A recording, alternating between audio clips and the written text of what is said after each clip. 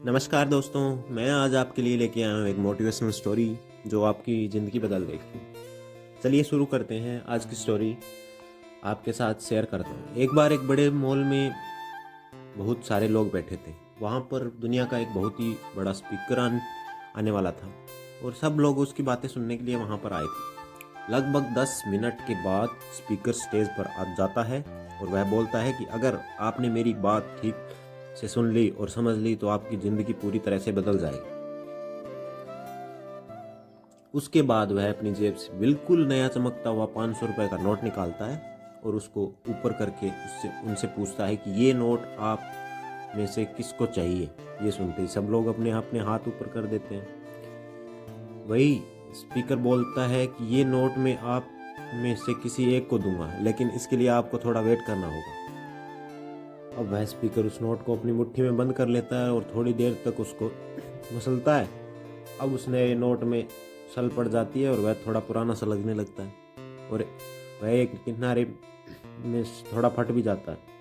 उसके बाद वह फिर उस नोट को ऊपर करके पूछता है, अब ये 500 का नोट किसको चाहिए। इस बार भी सही लोग अपने हाथ ऊपर कर देते हैं। तब स्पीकर ने उस नोट को ज़मीन पर गिरा दिया और उस नोट पर 3-4 बार पैर रख दिया और उस नोट को भी पुराना हो गया और वह उस पर थोड़ी मिट्टी भी लग गई थी। फिर उन्होंने उस नोट को ऊपर किया और पूछा कि अब बताओ, इस नोट को आप में से कौन लेना चाहता है। इस बार फिर सब ने अपने हाथ ऊपर कर दिए। स्पीकर अब नोट को फिर से नीचे की जमीन पर गिरा देता है और उसको कूद कूद कर उस दोनों पैरों से रगड़ देता है और उसके ऊपर चाय भी गिरा देता है।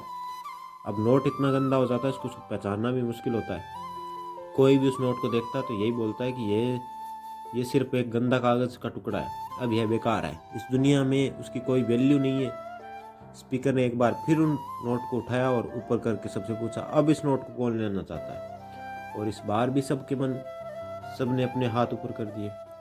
कितना भी गंदा पुराना मिट्टी से सना हुआ चाय का दाग धब्बा, लेकिन अभी भी वह 500 रुपये का नोट है। जिंदगी कई बार बड़े बड़े झटके देती है।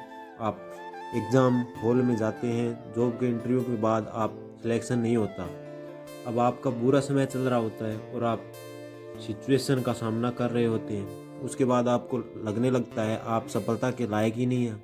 आपको लगता है कि दूसरे लोग आपसे बेटर है और आप किस काम के नहीं हो, कोई वैल्यू नहीं है। हमेशा याद रखो, उससे कोई फ़र्क नहीं पड़ता है कि आपकी जिंदगी हमेशा याद रखो कि कोई फ़र्क नहीं पड़ता है कि आप किस सिचुएशन का सामना कर रहे हैं। आप ज़िंदगी में कितनी बार फेल हुए, आपकी वैल्यू हमेशा वही रहेगी जो पहले थी। आपके पास कुछ खास है तो जो दूसरों के पास नहीं है, ये कोई भी आपसे छीन नहीं सकता है। अब तक सक्सेस नहीं मिलने से आपकी वैल्यू कम नहीं हुई है। आप अभी भी अपने बारे में जितना भी लो फील कर रहे हो, उससे कोई फ़र्क नहीं पड़ता है। जो लोग आपको अच्छे से समझते हैं वो लोग आपकी वैल्यू को उतना ही मानेंगे जितना आप पहले मानते थे। तो अपनी वैल्यू को समझो और कुछ बड़ा करके दिखाओ। ऐसे ही मोटिवेशनल स्टोरी देखने के लिए हमारे चैनल को सब्सक्राइब कीजिए, बेल आइकन को प्रेस कर दीजिए, जिससे आने वाली स्टोरी में आपको नोटिफिकेशन मिलता रहे। धन्यवाद। आज के लिए बस इतना ही। मिलते हैं अगली कहानी में।